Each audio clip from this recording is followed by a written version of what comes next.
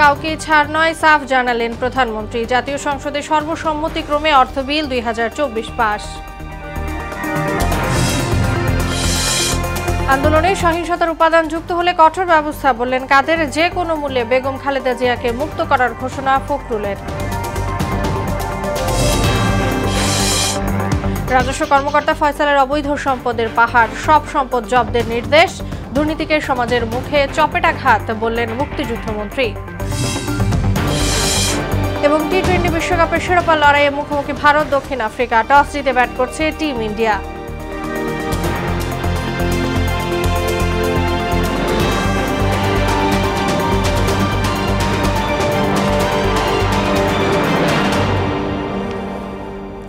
আসসালামু আলাইকুম, সবাইকে মোহনা সংবাদে স্বাগত। শুনছিলেন শিরোনাম, সঙ্গে আছি তাসনুবা বিনতে তাহের। এবার বিস্তারিত। এবারের বাজেট মোটেও উচ্চাভিলাষী নয় উল্লেখ করে সরকারের নানামুখী পদক্ষেপে 2024-25 অর্থ বছরের শেষে মূল্যস্ফীতি কমবে বলে জানালেন প্রধানমন্ত্রী শেখ হাসিনা। বিকেলে প্রস্তাবিত বাজেটের ওপর সাধারণ আলোচনায় বিশেষ অর্থনৈতিক অঞ্চলে বিনিয়োগের ক্ষেত্রে শুল্ক ছাড়ের সুবিধা বহাল রাখার সুপারিশ করেন তিনি। দুর্নীতি বিরোধী অভিযানে কাউকেই ছাড় দেয়া হবে না বলে সাফ জানান প্রধানমন্ত্রী। এদিকে জাতীয় সংসদে সর্বসম্মতিক্রমে পাশ হয়েছে অর্থ বিল 2024। প্রস্তাবিত বাজেটের উপর সাধারণ আলোচনার শেষ দিনের শুরুতেই ফ্লোর পান বিরোধী দলীয় নেতা জিএম কাদের। বক্তব্যে তিনি বলেন, অর্থনৈতিক সংকটের মধ্যে উন্নয়ন বাজেটের আকার বড় করা যৌক্তিক হয়নি।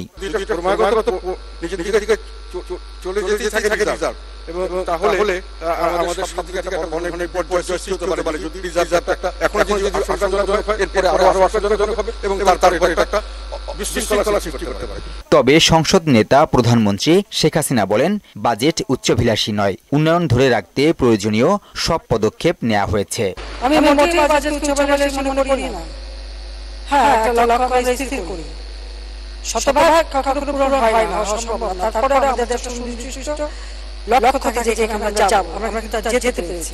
শিক্ষা, স্বাস্থ্য, কৃষি, তথ্য প্রযুক্তি ও যোগাযোগ খাতের উন্নয়ন তুলে ধরে শেখ হাসিনা বলেন, দুর্নীতির বিরুদ্ধেও সরকার জিরো টলারেন্স। আমরা দুর্নীতির বিরুদ্ধে অভিযান শুরু করেছি।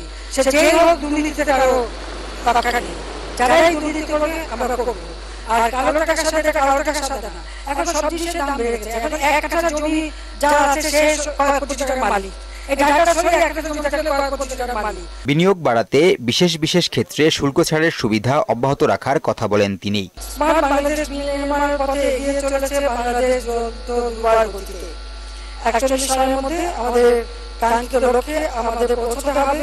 সমাপনী বক্তব্যে অর্থমন্ত্রী বলেন, নতুন অর্থবছরের মাঝামাঝিতে জিডিপি প্রবৃদ্ধি হবে 7.2%। জিডিপি প্রবৃদ্ধি আগামী অর্থবছরের 6.7% এবং মধ্যমেয়াদে 7.25% পৌঁছাবে বলে আমরা আশা রাখছি। পরে সর্বসম্মতিক্রমে অর্থ বিল 2024 জাতীয় সংসদে পাশ হয়।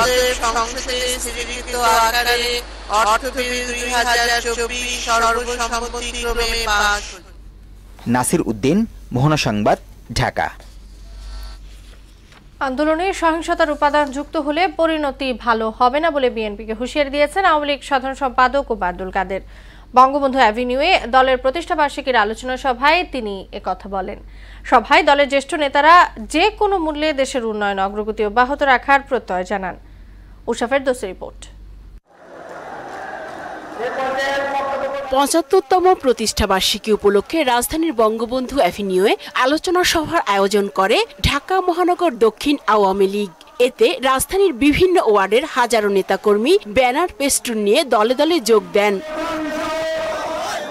দলের জ্যেষ্ঠ নেতারা সব দুর্নীতি ও অপকর্ম রুখে দিয়ে দেশকে এগিয়ে নেয়ার প্রত্যয় জানান। এই ধ্বংসকারী এই সাম্প্রদায়িক শক্তির বিরুদ্ধে আমরা এক অভিন্ন ঐক্যবদ্ধ আছি। হরতাল মানুষ চায় না, জোর করে হরতাল করতে চায়, তা না হলে মানুষকে হত্যা করে না। আন্দোলন করে, সন্ত্রাস করে, অগ্নি সন্ত্রাস করে খালেদা জিয়াকে মুক্ত করতে পারবেন না। প্রধান অতিথির বক্তব্যে দলের সাধারণ সম্পাদক ওবায়দুল কাদের বলেন, গণমানুষের দল আওয়ামী লীগের ক্ষমতার উৎস জনগণ। আপনারা দাস হয়েও ভারতের সমর্থন চান, ক্ষমতার জন্য আপনারা যে কারো দাসত্ব মেনে নিতে কোনো আপত্তি আপনাদের। বিএনপির আন্দোলনকে ভুয়া উল্লেখ করে দলটিতে তারেক রহমান এক আতঙ্কের নাম বলেও মন্তব্য করেন তিনি। তারেক রহমান আতঙ্কের নাম। মধ্যরাতে টেমস নদীর পার থেকে ফরমান আসে ওই দুর্নীতিবাজকে দেশে ফিরিয়ে আনতে হবে, বিচার করতে হবে। করেন আন্দোলন, তবে আন্দোলনে সহিংসতার উপাদান যুক্ত হলে খবর আছে। আওয়ামী লীগ অস্ত্র উঁচিয়ে শেষ রাতে ক্ষমতা দখলকারী দল নয় বলে জানান ওবায়দুল কাদের। অস্ত্র উঁচিয়ে শেষ রাতে ক্ষমতা দখলকারী দল নয়। উষা ফেরদৌস, মোহনা সংবাদ, ঢাকা। যে কোনো মূল্যে বেগম খালেদা জিয়াকে মুক্ত করার প্রত্যয় জানিয়েছেন বিএনপি নেতারা। রাজধানীর নয়াপল্টনে এক সমাবেশে তারা এসব কথা বলেন। এতে দলের মহাসচিব মির্জা ফখরুল ইসলাম আলমগীর বেগম জিয়ার মুক্ত দাবিতে আন্দোলন আরও বেগবান করার ঘোষণা দেন। আরও জানাচ্ছেন হুমায়ুন কবির। দলের চেয়ারপারসন বেগম খালেদা জিয়ার নিঃশর্ত মুক্তির দাবিতে নয়াপল্টন কার্যালয়ের সামনে সমাবেশ করে বিএনপি। এতে ঢাকা মহানগরী ছাড়াও খণ্ড খণ্ড মিছিল নিয়ে আশপাশের জেলার বিএনপি ও সহযোগী সংগঠনের নেতাকর্মীরা অংশ নেন। বিএনপি নেতারা অভিযোগ করেন, রাজনৈতিক প্রতিহিংসার কারণে বেগম জিয়াকে বন্দী করে রেখেছে সরকার।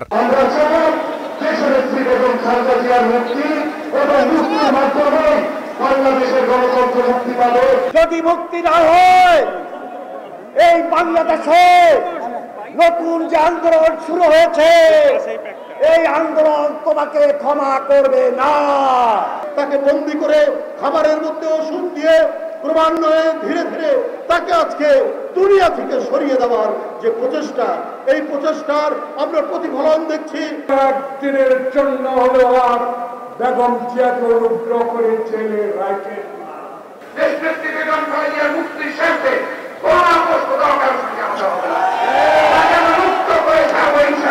দলের মহাসচিব মির্জা ফখরুল ইসলাম আলমগীর বলেন, জীবন মৃত্যুর সন্ধিক্ষণে থাকা বেগম জিয়ার কিছু হলে তার দায় সরকারকেই নিতে হবে। আমরা খুব পরিষ্কার করে বলতে চাই, দেশনেত্রীকে মুক্ত করুন, অন্যথায় আপনাদেরকে যে কোনো পরিণতির জন্য তৈরি থাকতে হবে। বলতে পারেন এই দেশের মানুষ তাকে কারাগারে বন্দী অবস্থায় তাকে চলে যেতে দেবে না। খালেদা জিয়ার মুক্তির আন্দোলনে রাজনৈতিক দলগুলোকে সোচ্চার হওয়ার আহ্বান জানান বিএনপি মহাসচিব। আমাদেরকে রাজপথে আরো তীব্র তীব্র তীব্র আন্দোলন করে তুলতে হবে। হুমায়ুন কবির, মোহনা সংবাদ, ঢাকা। দুর্নীতি ধারাবাহিকতায় এবার ধরা পড়লেন আরেক এনবিআর কর্মকর্তা। আদালত তার 1000 কোটি টাকার অবৈধ সম্পদ জব্দের আদেশ দিয়েছেন। এদিকে ধারাবাহিক অনুসন্ধানে ধরা পড়বে আরও দুর্নীতিবাজ, এমনটাই বললেন বিকেএমইএ সভাপতি মোহাম্মদ হাতেম। আর দুর্নীতির বিরুদ্ধে অভিযান চলবে বলে জানিয়েছেন দুদকের আইনজীবী খুরশিদ আলম খান। রেজা খানের রিপোর্ট। সাবেক আইজিপি বেনজিরের দুর্নীতির রেশ কাটতে না কাটতেই ছাগলকাণ্ডে ফাঁস হয় রাজস্ব কর্মকর্তা মতিউরের সম্পদের গোমর। এবার তাকে ছাপিয়ে লাইমলাইটে রাজস্ব বোর্ডের আরেক কর্মকর্তা প্রথম সচিব কাজী আবু মাহমুদ ফয়সাল। দুদকের অনুসন্ধানে এই কর্মকর্তার 1000 কোটি টাকার অবৈধ সম্পদ অর্জনের তথ্য বেরিয়ে এসেছে। ঢাকায় ফ্ল্যাট এবং 2টি 10 কাঠার প্লট, তার স্ত্রী ও অন্যদের 2,55 লাখ টাকার সঞ্চয়পত্র পাওয়া গেছে। আর অবৈধ অর্থ গোপন করতে 700-র বেশি ব্যাংক হিসাব খোলেন তারা। দুদকের আবেদনে বৃহস্পতিবার ঢাকার একটি আদালত ফয়সালের স্থাবর সম্পত্তি জব্দ ও অস্থাবর সম্পদ অবরুদ্ধের নির্দেশ দেন। যাচাই বাছাই করে দেখা যাচ্ছে এটা অপরাধলব্ধ অর্থ এবং অপরাধলব্ধ সম্পদ। আদালত তার আদেশে বলেছে এগুলো অপরাধলব্ধ অর্থ হিসেবে প্রাথমিকভাবে প্রতীয়মান হয়। এগুলো যদি এখনই জব্দ করা না হয়, পরবর্তীতে এটা ব্যাহত হয়ে যেতে পারে। জাতীয় রাজস্ব কর্মকর্তাদের দুর্নীতি নিয়ে সব সময় সোচ্চার আমদানি রপ্তানিকারকরা। তারা বলছেন এরকম অসংখ্য দুর্নীতিবাজ লুকিয়ে আছে এনবিআরে। এনবিআরের সর্বোচ্চ কর্তা ব্যক্তিরা যদি বিষয়গুলিকে আমলে নিয়ে কথাটা আমাদের শুনতেন এবং বিষয়গুলি সমাধান করতেন, তাইলে কিন্তু আজকে এই রন্ধ্রে রন্ধ্রে যে এই দুর্নীতির চিত্র যেটা এখন বের হয়ে আসছে, এইটা কিন্তু কিছুটা হলো লাগাম ধরে টানা হইতো। আমদানি রপ্তানি বাণিজ্যের জন্য এই মুহূর্তে যদি বলি সবচেয়ে বড় বাধা কোনটা যদি বলা হয়, তাহলে এক নম্বরই আমি নিশ্চিন্তে বলতে পারি, প্রত্যেকেই বলবে এক নম্বরই বলবে কাস্টমস, এনবিআর। দেশের শিল্প বাণিজ্য ও অর্থনীতি বাঁচাতে জাতীয় রাজস্ব বোর্ড ঢেলে সাজানো এখন সময়ের দাবি। এইভাবে চলতে থাকলে রপ্তানি বাণিজ্য ওই কোনো বিদেশিদের কোনো নিষেধাজ্ঞা বা কোনো কিছু লাগবে না, এমনিতেই বন্ধ হয়ে যাবে। রেজা খান, মোহনা সংবাদ, ঢাকা। বর্তমানে দুর্নীতির সীমা ছাড়িয়ে যাচ্ছে, তা সমাজের মুখে চপেটাঘাত বলে মন্তব্য করেছেন মুক্তিযুদ্ধ বিষয়ক মন্ত্রী আ ক ম মোজাম্মেল হক। আর দুর্নীতি দমনে সরকার ব্যর্থ হয়েছে বলে দাবি করেন বাংলাদেশ কল্যাণ পার্টির চেয়ারম্যান অবসরপ্রাপ্ত মেজর জেনারেল সৈয়দ মোহাম্মদ ইব্রাহিম। দুর্নীতি, অর্থ পাচার রোধ ও মূল্যস্ফীতি নিয়ন্ত্রণে তার দল সরকারের পাশে আছে বলে জানান Syed Mohammad Ibrahim. Kakrail diploma engineers institution মিলনায়তনে বাংলাদেশ কল্যাণ পার্টির বিশেষ কাউন্সিলে তারা এসব কথা বলেন। এই যে দুর্নীতি সীমা থাকে, এটা আমাদের প্রত্যেকের জন্য, আমি মনে করি একটা সমাজকর্মীর জন্য, রাজনীতির চপেটাঘাত। সর্ববৃহৎ ব্যর্থতা যেটা আমি বলবো অর্থনীতির ক্ষেত্রে এবং সমাজে দুর্নীতির ক্ষেত্রে, দুর্নীতি দমনে সরকার সাফল্য পায় নাই। শিশুর সুস্থ মানসিক বিকাশের ক্ষেত্রে পারিবারিক স্কুল ও সমাজের ভূমিকা গুরুত্বপূর্ণ বলে জানিয়েছেন প্রধানমন্ত্রীর ব্যক্তিগত চিকিৎসক অধ্যাপক ডাক্তার ABM আব্দুল্লাহ। এতে শিশুদের মানসিক স্বাস্থ্য বিকাশের জন্য জাতীয়ভাবে সমন্বিত কর্মসূচি গ্রহণের আহ্বান জানিয়েছেন বিশেষজ্ঞরা। শিশু একাডেমিতে শিশুদের মানসিক স্বাস্থ্যের বিকাশে অভিভাবকদের ভূমিকা শীর্ষক এক জাতীয় সেমিনারে এসব কথা বলেন বক্তারা। শামীমুজ্জামান চৌধুরীর রিপোর্ট। শিশু মানসিকভাবে ভেঙে পড়লে পাশে থাকা শিশুর কথা মন দিয়ে শোনা, পরিবারের সদস্যদের একটা প্রকট ভূমিকা থাকে শিশুদের মানসিক বিকাশের ক্ষেত্রে। ইতিবাচক দৃষ্টিভঙ্গি শিশুদের জন্য রচনা করতে পারে তাদের সুন্দর ও আলোকিত ভবিষ্যৎ। শিশু একাডেমিতে গণমাধ্যম ও যোগাযোগ উন্নয়ন সংগঠন সমষ্টি আয়োজিত শিশুদের মানসিক স্বাস্থ্যের বিকাশে অভিভাবকদের ভূমিকা নিয়ে সেমিনারে উঠে আসে এসব তথ্য। শিশুদের বিকাশ ও মানসিক স্বাস্থ্যের বিষয়ে বাবা মায়ের সচেতন হওয়ার পরামর্শ বিভিন্ন গণমাধ্যম ব্যক্তিদের। মানসিক স্বাস্থ্য কি এটা বুঝতে হবে, অসুস্থতা সুস্থতার মধ্যে পার্থক্যটা বুঝতে হবে। এতে বিশেষজ্ঞরা বলেন পারিবারিক ও প্রাতিষ্ঠানিকভাবে স্কুল শিক্ষার্থীদের মানসিক স্বাস্থ্য পর্যবেক্ষণ জরুরি। যে বাচ্চাদের মনের ভিতরে অনেক প্রশ্ন ঘুরপাক খাচ্ছে, কিন্তু আমরা সেই প্রশ্নটা জানি না, আমরা শুধু বড়দের কথাগুলি বলছি, আমরা ছোটদের কথাগুলো বলতে পারছি না। মানসিক এই বিষয়গুলো না হয় এবং এটাকে যদি আমরা করতে না পারি তাহলে কিন্তু আমরা এগোতে পারবো না, সেই জায়গায় কাজ করতে হবে। বাবা মা সহ অভিভাবকদের শিশুদের প্রতি সহনীয় আচরণ করার আহ্বান জানান অধ্যাপক ডাক্তার ABM আব্দুল্লাহ। বাচ্চাদের মানসিক ব্যাপারে অভিভাবক মানে বাবা মা দাদা দাদি সবারই কিন্তু রোল আছে, টিচারদের তো অবশ্যই রোল আছে। শুধু খেয়াল রাখতে আমরা কার কতটুকু দায়িত্ব কিভাবে পালন করছি, সন্তানকে কতটুকু সময় দিচ্ছি এবং তার ভালো, সব মানুষ বাচ্চাদের ভালোই চায়। সেই ভালোটা কিভাবে যেন হয়, বাচ্চাদের প্রতি অত্যাচার না করে, তারপরে চাপ না দিয়ে সুন্দরভাবে করা যায়, এটাই কিন্তু আমাদের খেয়াল রাখতে হবে। বিশ্ব স্বাস্থ্য সংস্থার তত্ত্বাবধানে বাংলাদেশ জাতীয় মানসিক স্বাস্থ্য ইনস্টিটিউট পরিচালিত জাতীয় মানসিক স্বাস্থ্য জরিপ 2018-19 বলছে দেশের 7 থেকে 17 বছর বয়সী 14% শিশুর মানসিক অসুস্থতা রয়েছে। এর মাঝে 95%ই কোনো ধরনের পরামর্শ বা চিকিৎসার আওতায় আসে না। শামীমুজ্জামান চৌধুরী, মোহনা সংবাদ, ঢাকা। বাংলাদেশের সরকারি ও বেসরকারি মেডিকেল কলেজে MBBS BDS কোর্সে ক্রমান্বয়ে কমছে বিদেশি শিক্ষার্থী। গত বছরের তুলনায় এবছর 45% নেমেছে। বিশেষ করে সর্বোচ্চ শিক্ষার্থীর দেশ ভারত, নেপাল ও পাকিস্তানের শিক্ষার্থীর সংখ্যা কমে অর্ধেক হয়েছে। ডিগ্রির আন্তর্জাতিক স্বীকৃতি বন্ধ হয়ে যাওয়া সহ শিক্ষার্থী হ্রাসের পেছনে নানা কারণকে দায়ী করছেন বিশেষজ্ঞরা। জাহিদ সবুজের বিশেষ রিপোর্ট। MBBS চিকিৎসাবিদ্যার একটি পেশাগত স্নাতক ডিগ্রি। দেশে প্রতি বছর উচ্চ মাধ্যমিকে বিজ্ঞান শাখায় উত্তীর্ণ শিক্ষার্থীরা MBBS কোর্সে ভর্তি হয়। এই কোর্সে দেশীয় শিক্ষার্থীর পাশাপাশি বিদেশিদের জন্য রয়েছে 45% কোটা। কিন্তু হতাশাজনকভাবে ক্রমান্বয়ে দেশের মেডিকেল সেক্টরে বিদেশি শিক্ষার্থীর সংখ্যা কমে আসছে। গতবারের তুলনায় এবার 55% আসনই খালি। পার্শ্ববর্তী দেশে মেডিকেল কলেজের সংখ্যা বৃদ্ধি ও ফি কমানো ও বাংলাদেশি ডিগ্রির অ্যাক্রেডিটেশন না থাকা সহ বিদেশি শিক্ষার্থী কমে যাওয়ার পেছনে বেশ কয়েকটি কারণ চিহ্নিত করেছেন বিশেষজ্ঞরা। সে যদি একটা অনিশ্চয়তা ভোগে যে আগামী 4-5-6 বছর পরে যখন আমি ফিরে যাব, ততদিনে যদি বাই এনি চান্স আমি যে কলেজটাতে পড়লাম সেটা যদি অ্যাক্রেডিটেড না হয় এবং আমি ফিরে যাওয়ার পর যদি আসলে আমি ডাক্তারি করার সুযোগ আমার রহিত হয়, তাহলে তো আসলে পুরো পড়ালেখাটা ফুটে এই একটা আশঙ্কা তৈরি হয়েছে। দেশে সরকারি বেসরকারি মিলিয়ে 100টি মেডিকেল কলেজ ও 35টি ডেন্টাল কলেজে বিদেশি শিক্ষার্থীদের জন্য 3011টি আসনের বিপরীতে এবছর আবেদন জমা পড়েছে 1930টি, যা গত বছর ছিল 3532টি। সরকারি হিসেবে এবছর 45% আবেদন কম জমা পড়েছে। বেসরকারি হিসেবে চলতি বছরে এখনো 40% আসন খালি আছে। গেল কয়েক বছরই একাধিকবার পোর্টাল খোলার পরও শতভাগ আসন পূর্ণ হয়নি। সমস্যা সমাধানে এরই মধ্যে ওয়ার্ল্ড মেডিকেল ফেডারেশনের শর্ত অনুযায়ী অ্যাক্রেডিটেশন কাউন্সিল গঠনের উদ্যোগ নিয়েছে সরকার। কাউন্সিল দেশি বিদেশি এমবিবিএস ডিগ্রির গ্রহণযোগ্যতা তদারকি সহ কারিকুলামের উপর নজর রাখবে বলে জানালেন ঢাকা মেডিকেল কলেজের সাবেক অধ্যক্ষ। মেডিকেল ইনস্টিটিউশনগুলোকে আমরা রিকগনাইজ করব, অ্যাক্রেডিটেট করব, আবার বিদেশ থেকে যারা পড়ে আসবে তাদেরকেও আমরা দেখব যে ওই প্রতিষ্ঠানগুলো আপনার ঠিকঠাক মতো চলছে কিনা, এইটার কাজ রয়েছে। যেমন দেশি ও বিদেশি চিকিৎসা শিক্ষা প্রতিষ্ঠানসমূহকে এই আইনের অধীনে অ্যাক্রেডিটেশন সনদ প্রদান ও নবায়ন এবং সনদ প্রত্যাখ্যান, স্থগিতকরণ ও বাতিলকরণ এই কাউন্সিল করবে।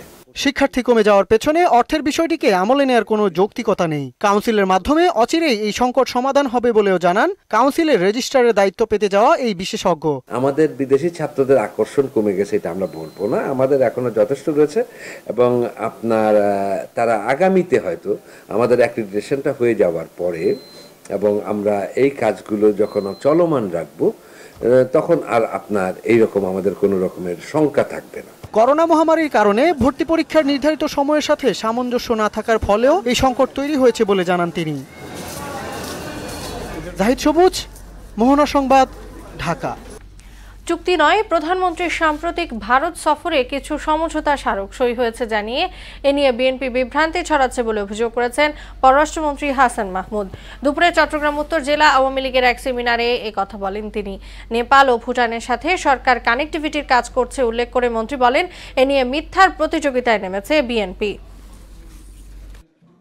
মাননীয় প্রধানমন্ত্রী ভারত সফরে গিয়েছে, ভারতে কিছু সমঝোতা স্মারক স্বাক্ষরিত হয়েছে ভারতের সাথে, কিছু সমঝোতা স্মারক নবায়ন করা হয়েছে, কোনো চুক্তি কিন্তু স্বাক্ষরিত হয়নি।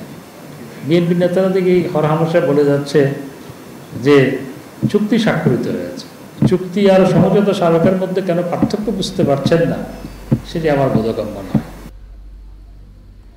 স্মার্ট বাংলাদেশ বিনির্মাণে জনপ্রতিনিধি ও সরকারি কর্মচারীদের সম্মিলিতভাবে কাজ করার উপর জোর দিয়েছেন স্থানীয় সরকার মন্ত্রী তাজুল ইসলাম। এজন্য পরস্পরের মধ্যে শ্রদ্ধাবোধ থাকার বিকল্প নেই বলেও মন্তব্য করেন তিনি। রাজধানীর ওসমানী স্মৃতি মিলনায়তনে ঢাকা জেলার ইউনিয়ন পরিষদে ক্যাশলেস স্মার্ট সেবা কার্যক্রম উদ্বোধনী অনুষ্ঠানে তিনি এসব কথা বলেন। সবাই মিলে প্রতিশ্রুতিবদ্ধ হয়ে কাজ করলে কোনো বাধাই উন্নয়ন আটকাতে পারবে না বলে মন্তব্য করেন মন্ত্রী। যদি কাজটা করি তাহলে পরিবর্তন আসবে, আর মনের ভিতরে যদি পবিত্রতা থাকে, সততা থাকে, আই ডু মাই জব, আমার কাজটা আমি করব, কল্যাণের জন্য করব, এটা তাইলে আমাদের মধ্যে সমস্যা হবে না। আমি মনে করি সম্পূর্ণ এই ওয়েস্ট ম্যানেজমেন্টের জন্য, ওয়েস্ট টু এনার্জির জন্য আমি I have develop a model এবং যেটা মাননীয় প্রধানমন্ত্রী অ্যাপ্রুভ করেছেন। ৭১-এর কণ্ঠযোদ্ধা, নাট্যজন ও মুক্তিযুদ্ধ জাদুঘরের প্রতিষ্ঠাতা ট্রাস্টি আলী জাকেরের স্মৃতি ধরে রাখার উদ্যোগ নিয়েছে মুক্তিযুদ্ধ জাদুঘর। এ লক্ষ্যে আলী জাকের মুক্তিযুদ্ধের গ্রন্থ পাঠ উদ্যোগ 2023-এ যুক্ত হয়েছে সারা দেশের নির্বাচিত 50টি পাঠাগার। এর মধ্যে স্কুল পর্যায়ে 37, কলেজ পর্যায়ে 31 এবং বিশ্ববিদ্যালয় পর্যায়ে 28টি পাঠ প্রতিক্রিয়া চূড়ান্ত বিচার কাজের জন্য মনোনীত হয়। প্রতি বিভাগে সেরা 10 জনের প্রত্যেককে 5,000 টাকার বই ও নগদ 5,000 টাকা পুরস্কার সহ কর্মসূচিতে অংশগ্রহণকারী পাঠকদের সনদ প্রদান করা হয়।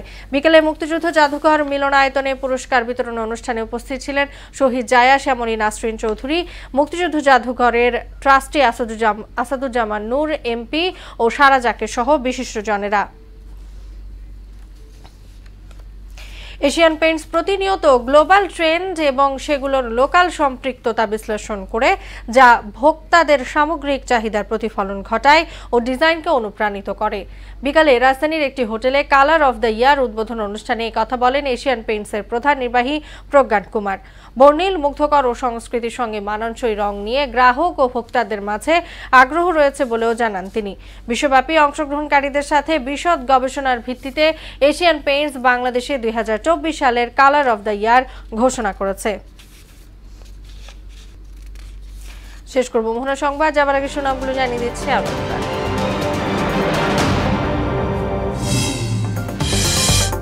দুর্নীতিতে জড়িত কাউকেই ছাড় নয়, সাফ জানালেন প্রধানমন্ত্রী। জাতীয় সংসদে সর্বসম্মতিক্রমে অর্থ বিল 2024 পাস। আন্দোলনে সহিংসতার উপাদান যুক্ত হলে কঠোর ব্যবস্থা বললেন কাদের। যে কোনো মূল্যে বেগম খালেদা জিয়াকে মুক্ত করার ঘোষণা ফখরুলের। রাজস্ব কর্মকর্তা ফয়সালের অবৈধ সম্পদের পাহাড়, সব সম্পদ জব্দের নির্দেশ। দুর্নীতিকে সমাজের মুখে চপেটাঘাত বললেন মুক্তিযুদ্ধমন্ত্রী। এবং টি-20 বিশ্বকাপের শিরোপার লড়াইয়ে মুখোমুখি ভারত দক্ষিণ আফ্রিকা। টস জিতে ব্যাট করছে টিম ইন্ডিয়া।